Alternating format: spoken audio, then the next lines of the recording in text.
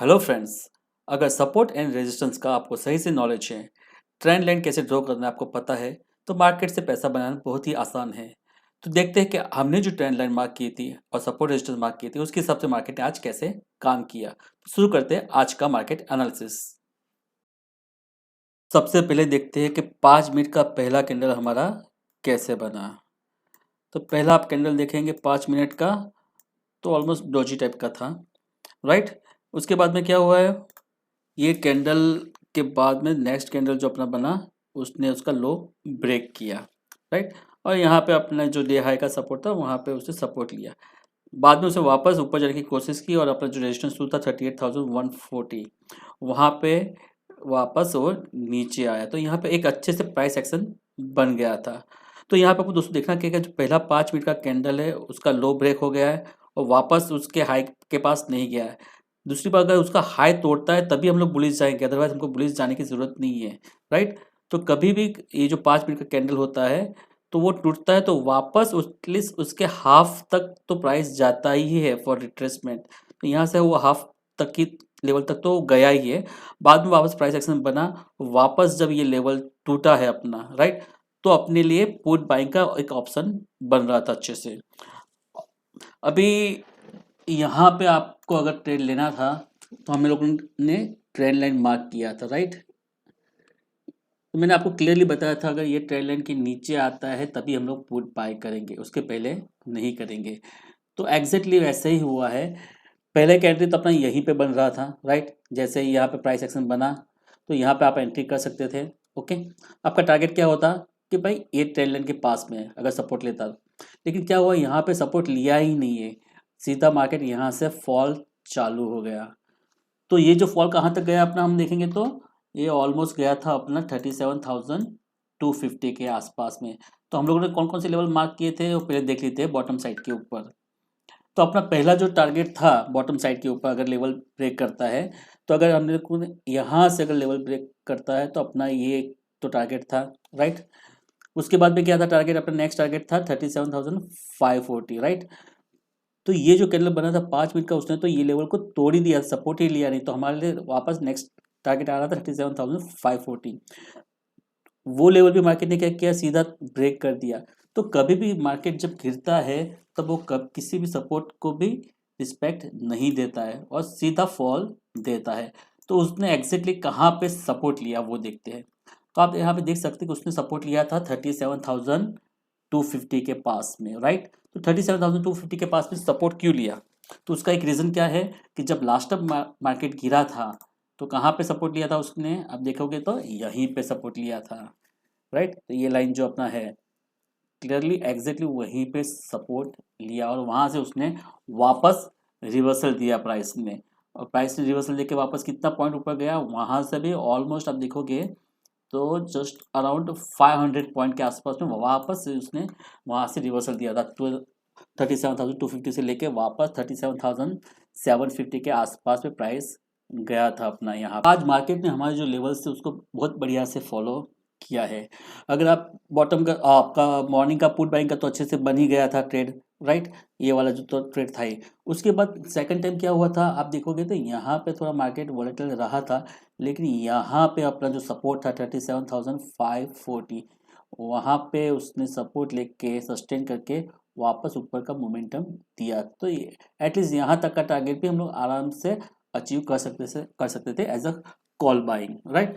तो आज मार्केट ने ऑप्शन बायर को अच्छे से पैसा दिया है। तो दोस्तों अगर आपको पता हो तो मैंने कल ही बताया था कि प्राइस गैप अप ओपन होगा। तो यहाँ पे आपको फर्स्ट गैप अप में पैसा मिल गया था और आप अगर वहाँ पोजीशन क्लोज कर देते थे तो अच्छा खासा प्रॉफिट यहाँ पे भी मिल रहा था, राइट। अब तो हम देखते हैं ऑप्शन का चार्ट। तो यहाँ पे मैंने लगाया हुआ है 38,200 का पी का ऑप्शन का चार्ट।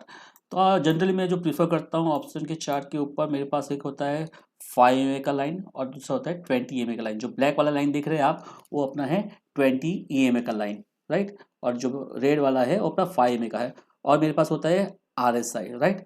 तो यहाँ पे आप क्लियरली देख सकते हैं कि जब प्राइस यहाँ पे रुका था यहाँ पे आप क्लियरली RSI बढ़ रहा था।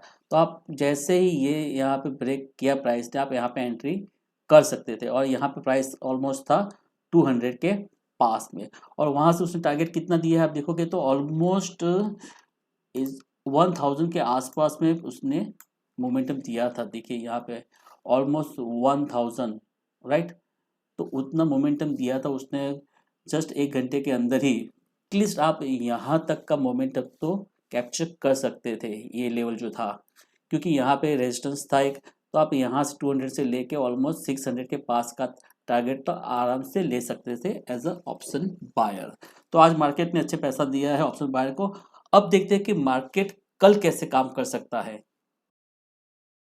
तो आज के मार्केट के हिसाब से फ्राइडे के लिए कौन से लेवल निकल के आ रहे हैं, सबसे पहले वो देख लेते हैं। तो अभी हमारे लिए पहला जो रेजिस्टेंस है वो है 37,750 का लेवल जो है, राइट। उसके बाद में आप देखेंगे कि जो नेक्स्ट रेजिस्टेंस आ रहा है वो आ रहा है 38,240, ओके। और थर्ड रेजिस्टेंस अपना आ रहा है 38,725 के आसपास में। तो यहाँ पे हम लोग एनालिसिस कैसे करते हैं, तो ये तो हो गया आज का हिसाब से रेजिस्टेंस, राइट। यहाँ पे रेजिस्टेंस फेस किया था और ये डे हाई था, तो वो अपना रेजिस्टेंस हो गया। तो ये अपने पक्के दो रेजिस्टेंस इजीली आ जाते हैं, और ये अपना ये आता है वो जो ट्रेंड लाइन के हिसाब से रेजिस्टेंस आ रहा है यहाँ पे, ओके। नाउ बॉटम साइड पे हमारे पास सपोर्ट क्या निकल के आ रहे हैं वो भी देख लेते हैं। पहला सपोर्ट है अपना डे लो, राइट, तो वो सपोर्ट हो जाएगा। देन सेकंड सपोर्ट अपना आ रहा है 36,750।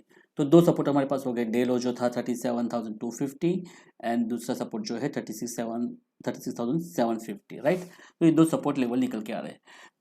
तो अब हम कंडीशन देख लेते हैं कि कौन सी कंडीशन बनती है तो हमको किस साइड पे काम करना है, राइट। तो पहला कंडीशन हम देखते हैं बुलिश के लिए। मार्केट अगर बुलिश है तो कैसे काम करेगा, तो मार्केट बुलिश है तो ये जो अपना रेजिस्टेंस बना है, राइट, 37,750, उसके ऊपर प्राइस को सस्टेन होना पड़ेगा, राइट।